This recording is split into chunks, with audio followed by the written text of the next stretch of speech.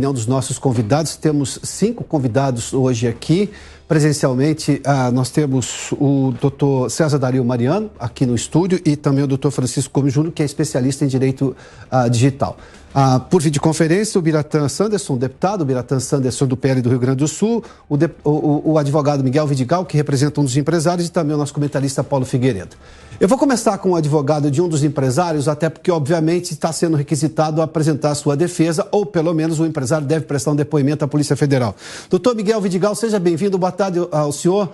Qual é a posição do senhor neste momento em que seu cliente, no caso o empresário Ivan Brown, está sendo acusado aí de estar num grupo justamente que, segundo a interpretação inicial do Supremo Tribunal Federal e também é o entendimento da Polícia Federal, foi essa a razão pela qual o ministro autorizou essa operação, estaria discutindo posições golpistas ou contra o Estado Democrático de Direito. Bem-vindo. Boa tarde, Piotr. Boa tarde aos demais entrevistados. É um pouco...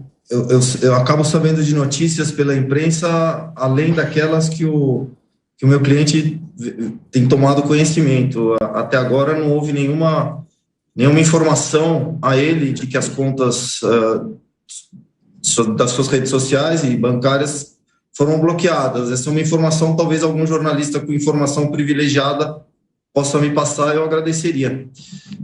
Ele, em todo caso, não foi comunicado disso. Também não tem nenhuma informação de que o Supremo Tribunal Federal tenha considerado um grupo de golpistas. Há uma investigação para a qual o senhor Ivan foi chamado. Nós confiamos que a Justiça fará todas as diligências possíveis e provará que não existia nenhum, pelo menos por parte do senhor Ivan, e acredito que pelo menos por boa parte de outros também, não havia qualquer conluio para a formação de um golpe ou de qualquer coisa que seja. Nós estamos em campanha eleitoral, e em campanha eleitoral é um pouco do vale tudo para alguns. E o senhor Ivan tem um histórico de vida completamente pacífico, tranquilo, inclusive em 1968 sofreu por conta de posições que ele tomou contra o AI-5.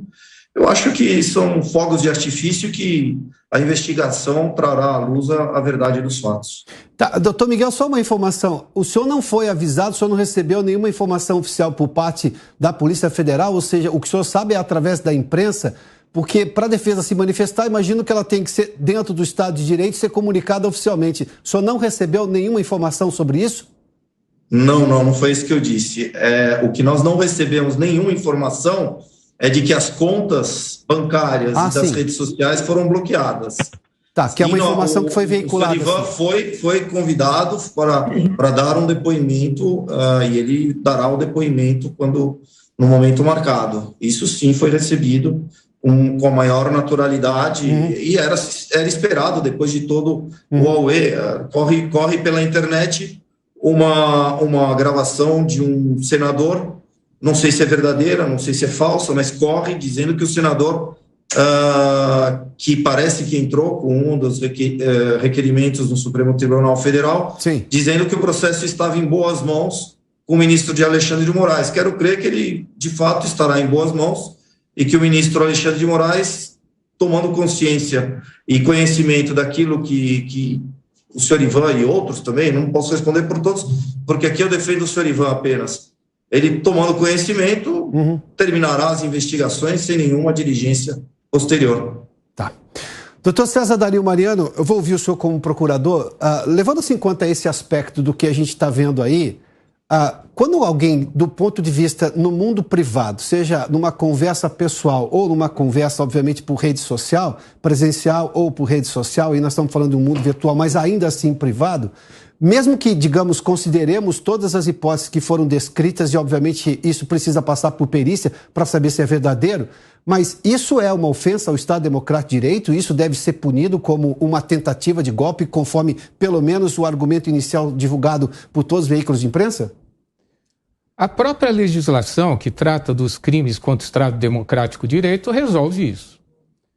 Há um dispositivo expresso dizendo que não se pune, de acordo com essa lei, manifestações, reuniões em grupos, atividades jornalísticas Óbvio que desde que não haja nenhuma prática de crime.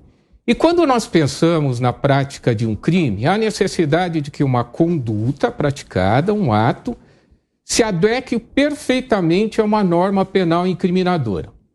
E quando nós pensamos na prática de um crime, que pode ir desde a cogitação até a consumação, que é o chamado iter criminis, nós temos que fazer algumas observações.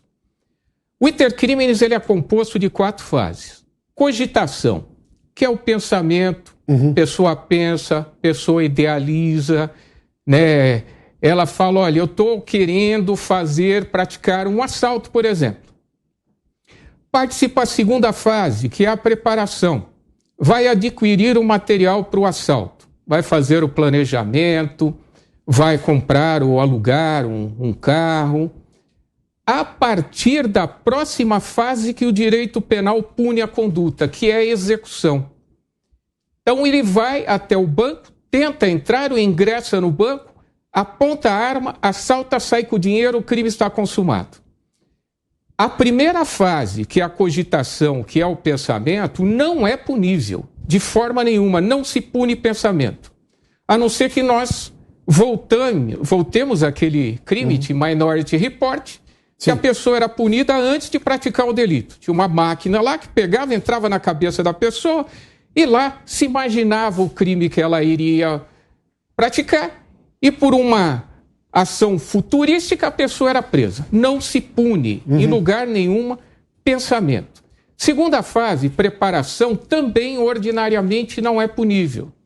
Só vai se punir alguém pela prática do crime a partir de atos executórios. A exceção é quando nós falamos, seja em crimes que pune-se os atos preparatórios, como, por exemplo, associação criminosa, organização criminosa. Só que quando nós pensamos nesse delito de associação, organização criminosa, há necessidade da reunião com estabilidade e permanência de determinadas pessoas para a prática de crimes por um período de tempo indeterminado. Isso quer dizer que se nós unimos essas pessoas para praticar um crime, 2 crimes, 3 crimes, não há associação criminosa. Voltando ao assunto. Quando nós pensamos em crimes contra o Estado Democrático de Direito, eu acredito que o que está se cogitando é o artigo 359L, salvo engano, da lei que pune os crimes contra o Estado Democrático de Direito, a necessidade de 2 elementares específicas, violência ou grave ameaça. Não houve violência, não houve grave ameaça. O que nós tivemos foi pessoas que se reuniram e começaram a falar. Olha, eu não quero Lula por isso, eu não quero o outro por isso, eu não quero por isso, eu prefiro, ao invés de ele ser empossado, que tem um golpe militar. Isso não é crime, mas nem aqui nem na China. Isso está marcado pela livre manifestação do pensamento. Isso poderia, quando muito, ficar na fase de cogitação, que não é punível pelo direito brasileiro. Já me preocupa porque se o Supremo está se baseando numa tese ficcional de crime como Minority Report, então a gente está numa situação difícil porque temos uma Constituição que não é ficcional. Paulo Figueiredo, bem-vindo, boa tarde a você. Qual a sua opinião sobre este momento da liberdade de expressão no Brasil?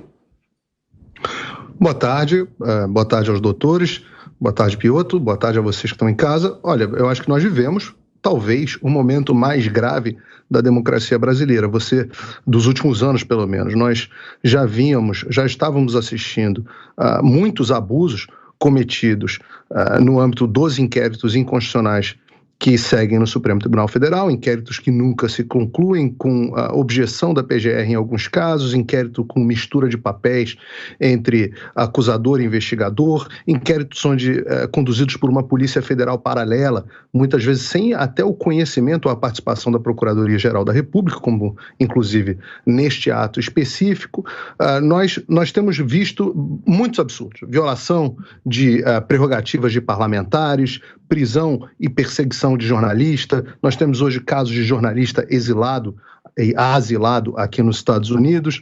Nós temos visto todos os dias, todas as semanas, algum novo tipo de violação. Mas eu acredito que, como o doutor acabou de explicar muito bem agora, nós tenhamos entrado em uma nova fase.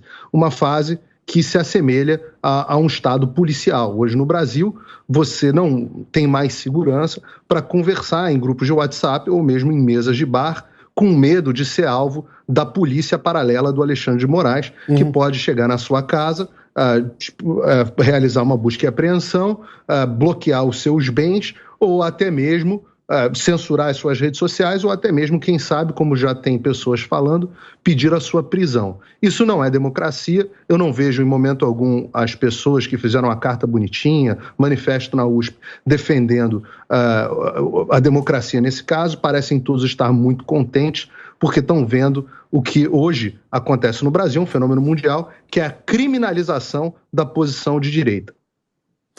Deputado Sanderson, seja bem-vindo, boa tarde, porque o que a gente vê é que o Executivo tem limites que são, às vezes, quando por acaso o Congresso discorda e, obviamente, o Congresso vota de uma outra maneira, o próprio Executivo tem direito a vetar também uma série de coisas, o Supremo, de alguma forma, vigia os dois, só que quem é que está vigiando o Supremo diante do dever dele também constitucional de cumprir a Constituição? Aliás, ele é chamado de o guardião da Constituição, mas tem reinterpretado a Constituição. As alegações de excessos por parte dos ministros supremos não é uma coisa nova. Por que nós estamos nesse momento? Qual a sua opinião, deputado? Seja bem-vindo. Olá, Piotto, nossos assistentes da TV Jovem Pan, aqueles que participam conosco desse importante fórum de discussão.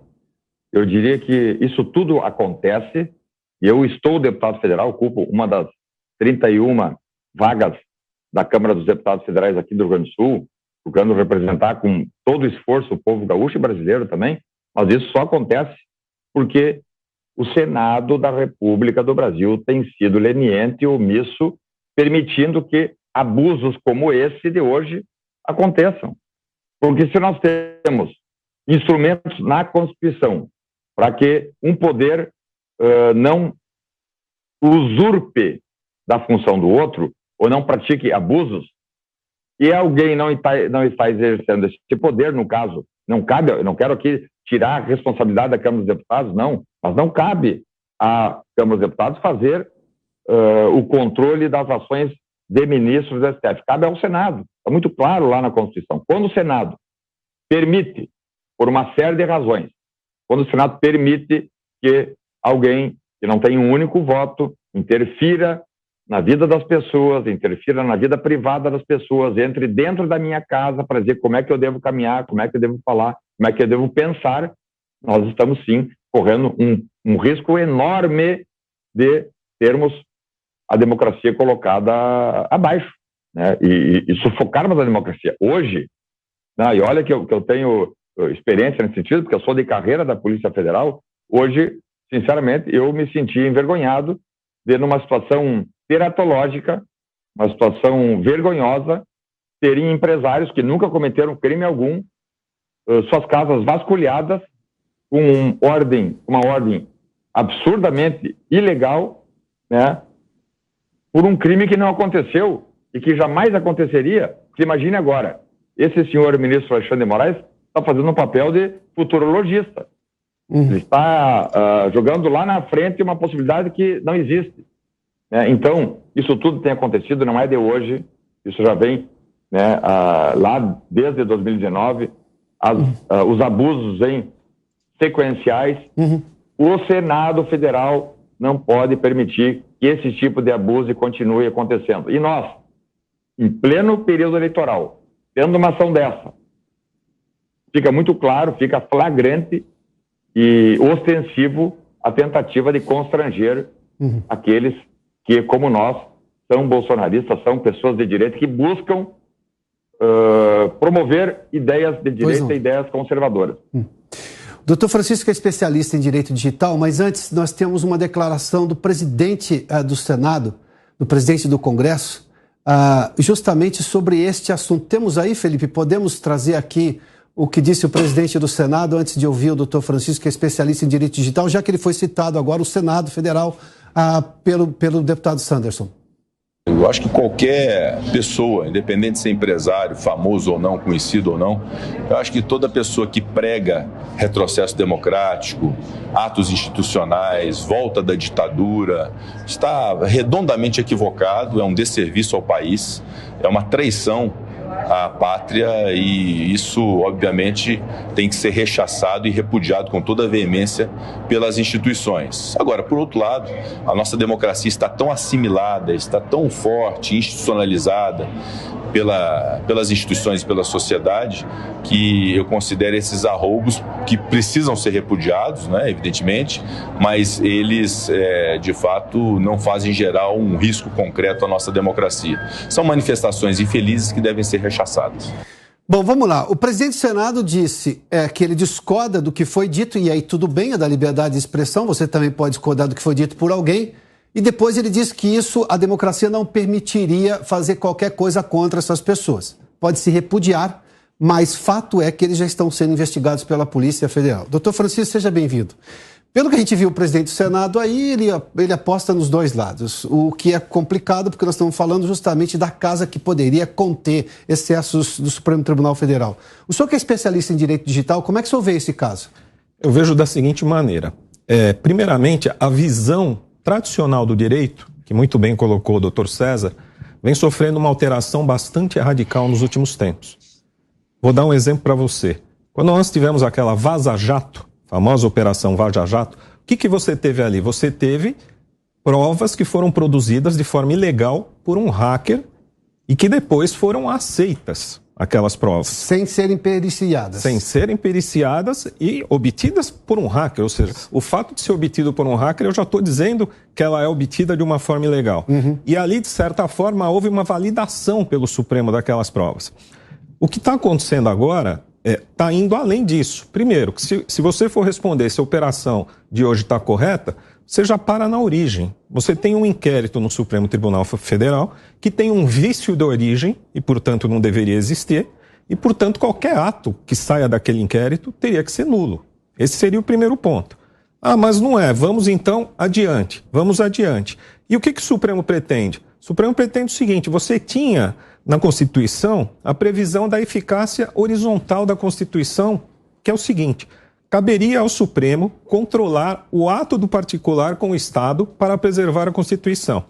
Com o tempo, o Supremo estendeu isso e passou a controlar atos entre particulares, no que eles chamam de eficácia horizontal. Sim. Isso deu origem ao ativismo judicial, porque no momento em que eu passo a controlar todas as relações da sociedade, eu vou passar a legislar, eu vou passar a corrigir atos de executivo, de legislativo pelo país afora. Então, tá aí a origem de tudo. No caso concreto de hoje, tem uma desproporção. Quer dizer, há uma desproporção em que você cometeu um ato muito forte, e eu me pergunto o seguinte: como é que fica aquela conversa de botequim que você tem com seus amigos, que você pode ter no celular, em que às vezes se fala uma besteira ou às vezes se fala uma frase infeliz?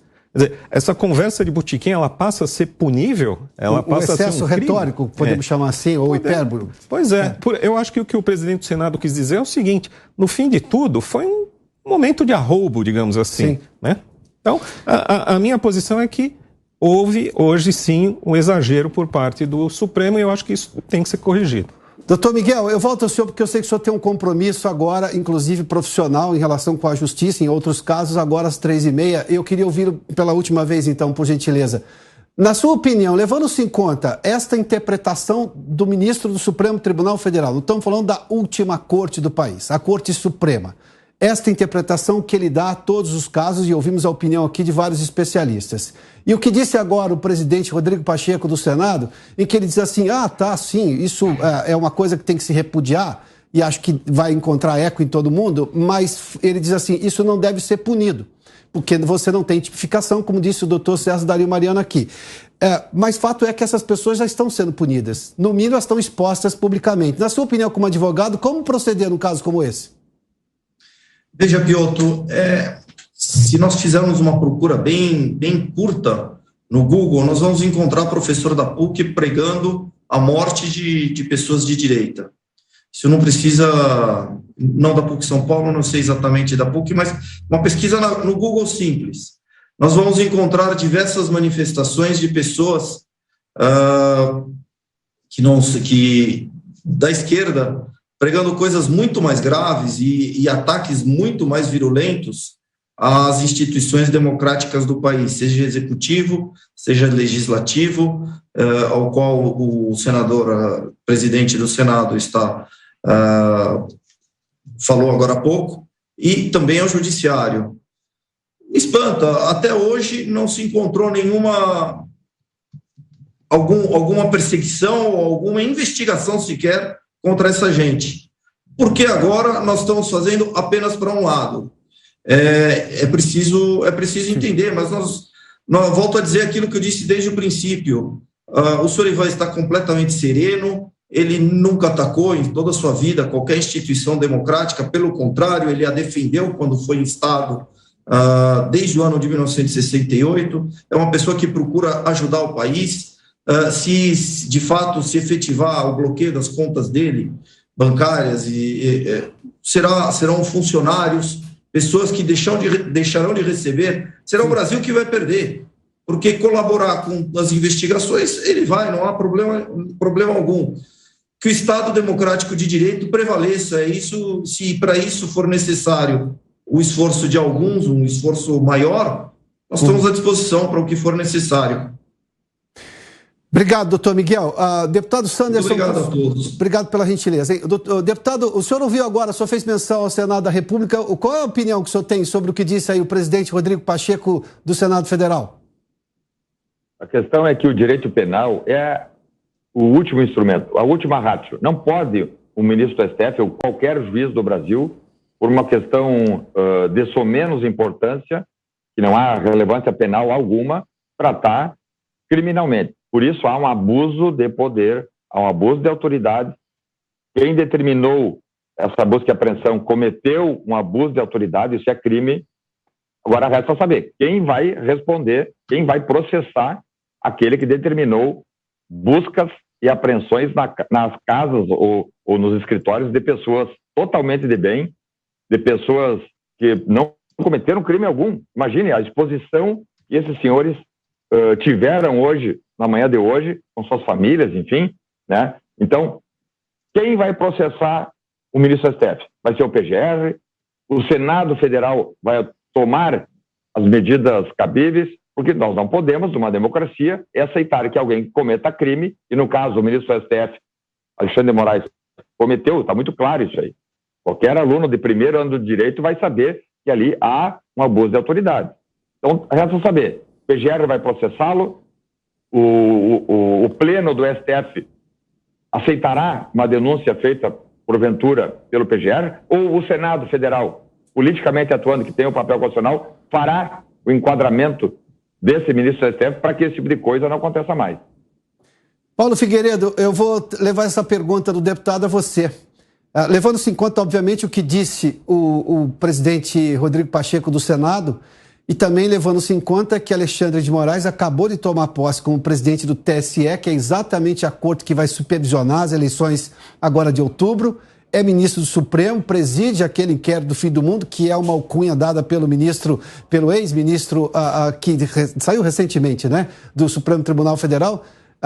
Como é que se anda com uma situação como essa, sendo que você tem a Corte Suprema cometendo, pelo que a gente está vendo, uma ilegalidade?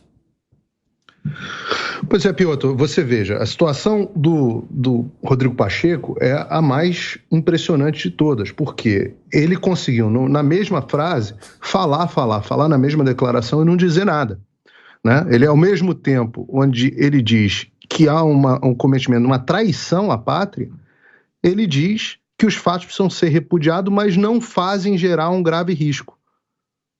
Ora, se alguém está cometendo traição à pátria, senhor Rodrigo Pacheco, é o senhor, porque o senhor é o responsável pela fiscalização, o senhor é presidente do poder responsável, melhor dizendo, pela fiscalização da justiça brasileira, no caso, o Supremo Tribunal Federal. E o senhor está simplesmente imóvel enquanto os abusos vão se multiplicando. Ora, não há mais dúvida sobre a questão do abuso de autoridade. Como estava dizendo o deputado, é uma questão que qualquer aluno do primeiro período da Faculdade de Direito está percebendo que os abusos vão acontecendo. E são vários. Ora, existe uma suspeita grave, e eu quero trazer aqui para isso para discussão, porque 2 dias atrás, ou um pouco mais de um dia atrás, o André Janones estava dizendo que algo me diz que o Luciano, eu estou lendo o tweet dele aqui, algo me diz que o Luciano Hang BR nunca mais mexe comigo, algo me diz, e bota 2 olhinhos.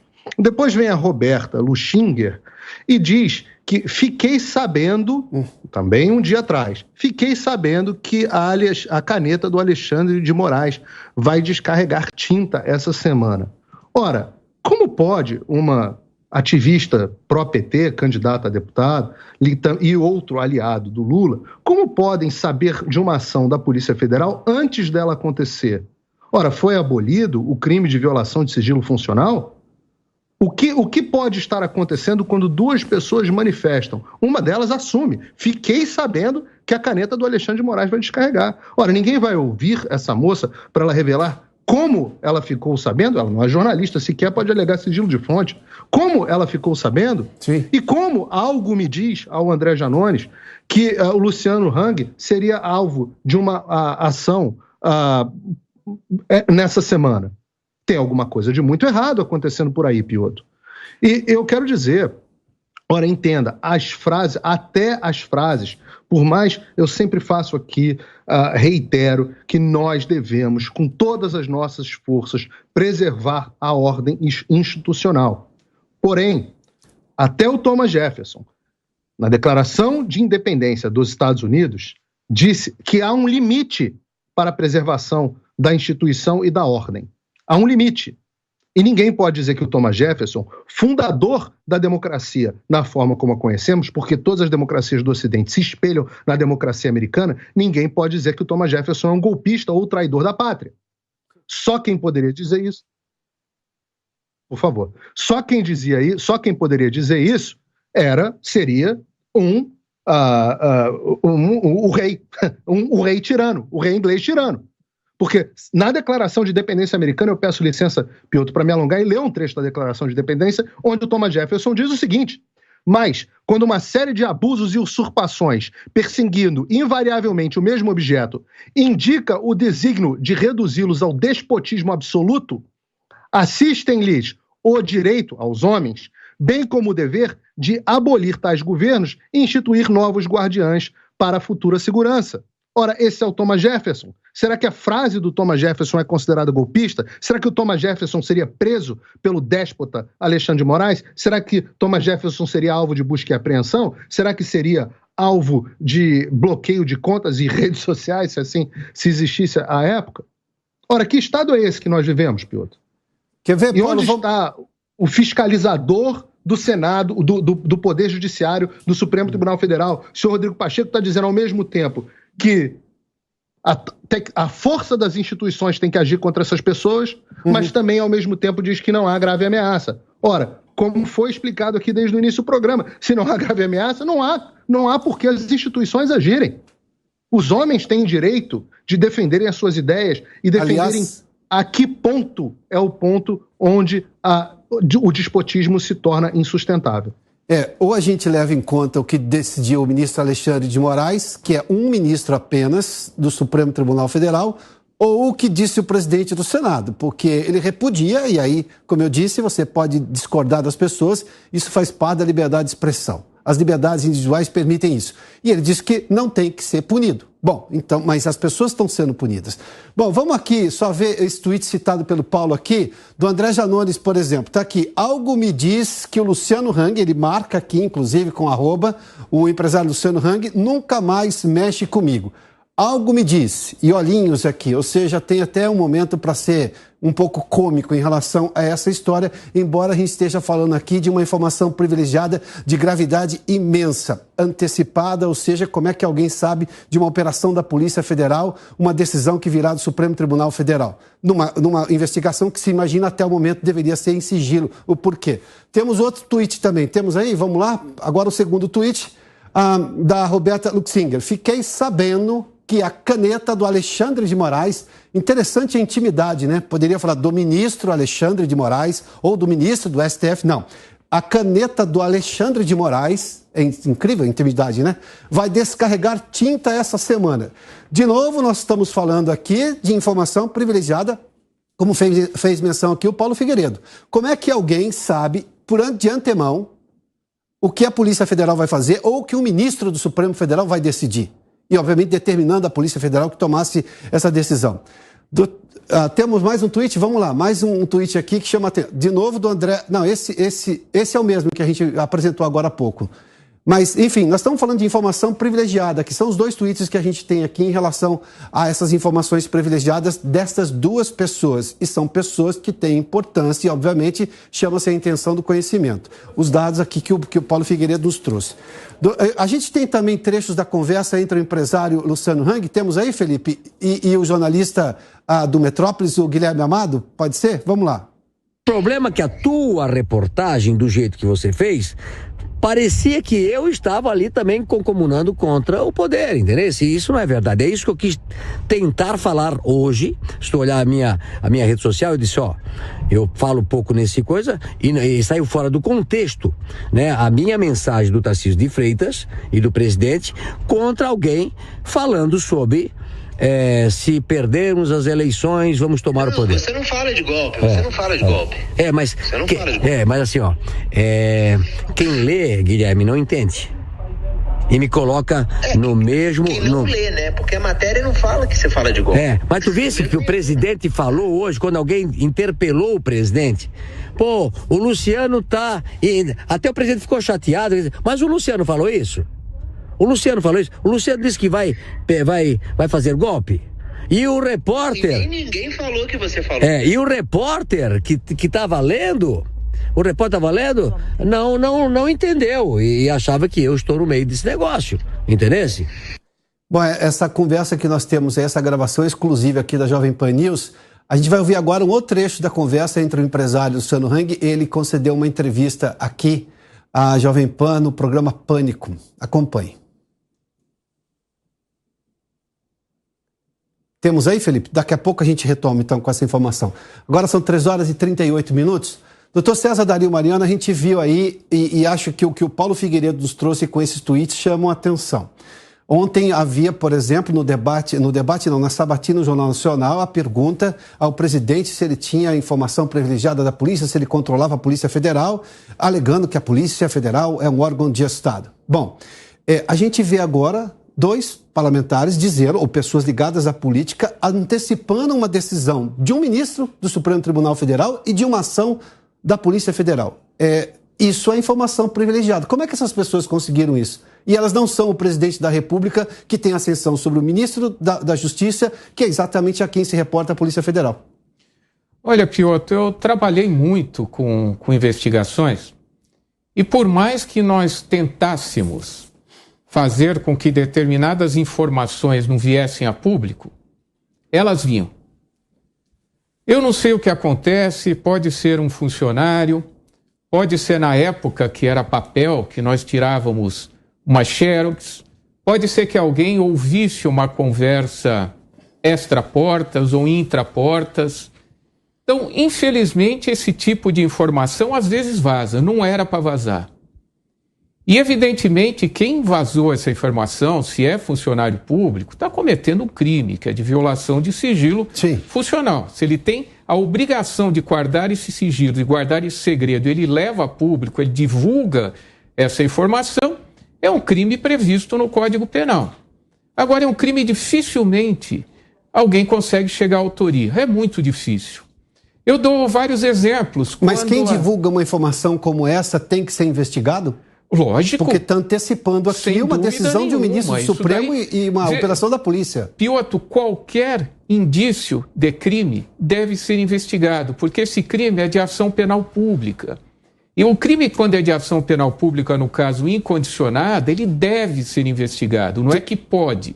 há necessidade de instauração de uma investigação para saber se essas pessoas realmente tinham uma informação privilegiada ou se é mera bravata. Tá, então, doutor, vamos lá. Para pegar os áudios que foram divulgados, os escritos desse grupo de WhatsApp, eu vou usar aqui, me permita usar um advérbio de intensidade.